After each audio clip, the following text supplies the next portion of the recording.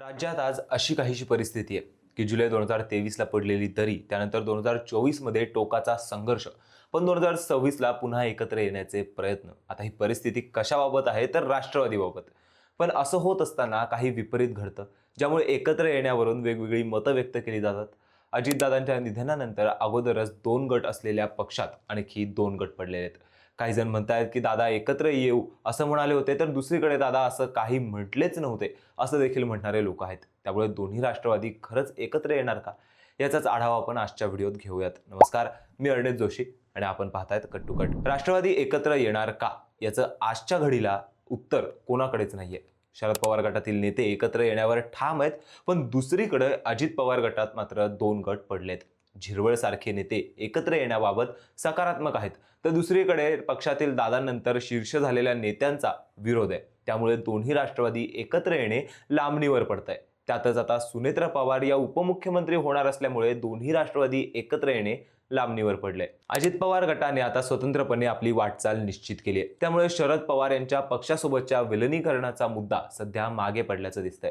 जर सुनेत्रा पवार यांनी स्वतंत्र नेतृत्व स्वीकारले तर राष्ट्रवादीचे दोन्ही गट एकत्र येण्याची शक्यता तूर्तास धुसर असल्याचे बोललं जात आहे. कारण दोन्ही राष्ट्रवादी एकत्र आल्यानंतर शरद पवार यांची भूमिका निर्णायक होती. पण दादांच्या मृत्यूला 3 दिवस उलटत नाही तोवर प्रफुल्ल पटेल आणि सुनील तटकरे यांनी ज्या पद्धतीने नवीन उपमुख्यमंत्री निवड आणि घाईच्या शपथविधीचा जो घाट घातलाय, त्याबद्दल सगळीकडे नाराजी व्यक्त होते. एकीकडे बारामतीत अजितदादांच्या अस्थिविसर्जनाचे धार्मिक विधी सुरू असतानाच दुसरीकडे मुंबईत सुनील तटकरे आणि प्रफुल्ल पटेल यांनी राजकीय बैठकांना धडाका लावल्याने पवार कुटुंबातही नाराजी असल्याचं समजतं. केवळ कुटुंबातच नाही तर राष्ट्रवादीच्या कार्यकर्त्यांनीही सोशल मीडियावर आपली नाराजी उघडपणे व्यक्त केली आहे. राष्ट्रवादीचे कार्यकर्ते म्हणालेत की अजितदादांनी ज्यांच्यासाठी आयुष्य वेचले ते महत्त्वाचे नेते त्यांच्या अस्थिविसर्जनाच्या विधीला उपस्थित न राहता मुंबईत सत्तेची पदे वाटण्यास व्यस्त कसे, असा सवाल कार्यकर्त्यांनी विचारलाय.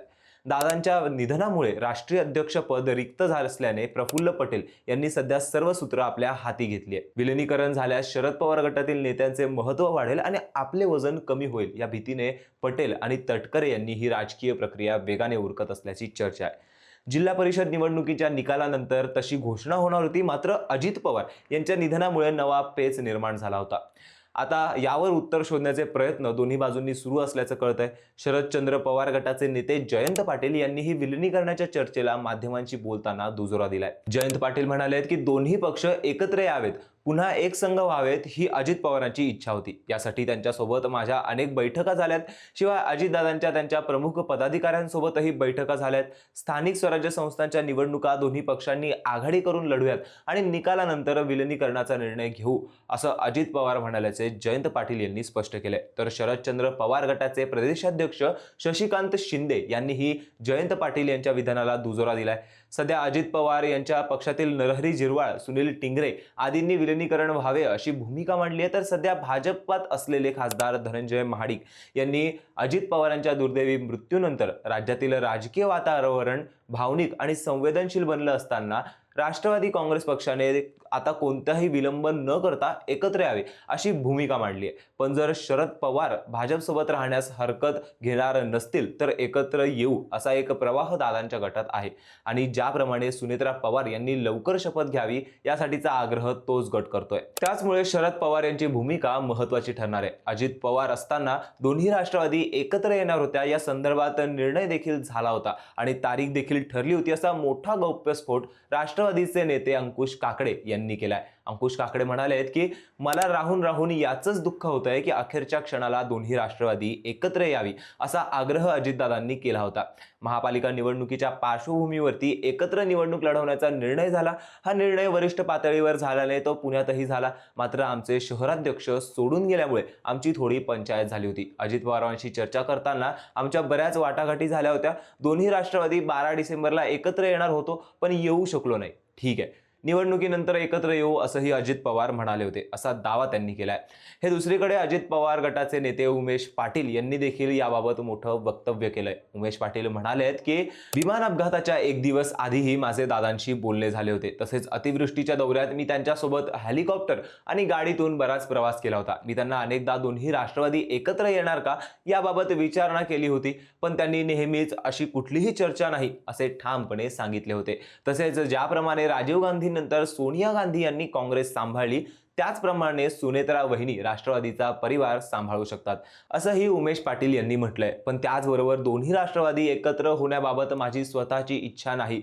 यावर वरिष्ठ स्तरावर जे ठरेल तो निर्णय अंतिम असेल, असं देखील उमेश पाटील यांनी म्हटलंय. हे परस्पर विरोधी दावे होत असताना डिझाईन बॉक्स कंपनीचे मालक आणि अजित पवार यांचे राजकीय सल्लागार नरेश अरोरा यांनी दोन्ही राष्ट्रवादी एकत्र येण्याबाबत प्रश्न विचारण्यात आला होता. त्यावर त्यांनी म्हटलं की बोलणे सुरू होते, हे सर्व काही पक्षाच्या अंतर्गत बोलणे झाले होते.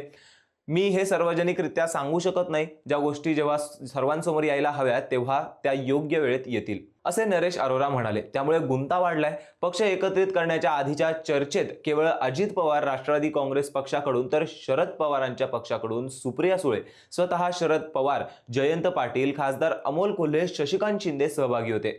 अजित पवार नसल्यामुळे आता पवार कुटुंबीय एकत्रित बसून निर्णय घेणार आहे. अजित पवार यांच्या निधनानंतर मंत्रिमंडळात बदल होणार अशी शक्यता अधिक बळावली आहे. त्यांच्या ताब्यात असलेली महत्त्वाची खाती राष्ट्रवादी काँग्रेसच्या इतर मंत्र्यांकडे सोपवण्याचा निर्णय घेतला जाण्याची शक्यता आहे. अजित पवारांकडे अर्थ खाते, उत्पादन शुल्क आणि नियोजन अशी अत्यंत महत्त्वाची जबाबदारी होती. अर्थसंकल्पीय अधिवेशन अगदी तोंडावर असताना आता या खात्यांसाठी राष्ट्रवादी काँग्रेसकडून कोणत्या नेत्याचं नाव पुढे केलं जाणार याकडे सर्वांचं लक्ष लागलंय. या पदासाठी अजित पवार गटातील सध्याचे नेते आग्रही आहेत, त्यामुळे त्यांना दोन्ही राष्ट्रवादी एकत्र नको आहेत. याशिवाय सुनेत्रा पवार यांना उपमुख्यमंत्री करून कोणते खाते दिले जाणार हे पाहणे देखील महत्त्वाचे ठरणार आहे. त्यामुळे सुनील तटकरे, प्रफुल्ल पटेल, छगन भुजबळ आणि धनंजय मुंडे यांचा दोन्ही राष्ट्रवादी एकत्र येण्यास विरोध आहे. आपले राजकीय वजन घटू नये यासाठी त्याला विरोध आहे.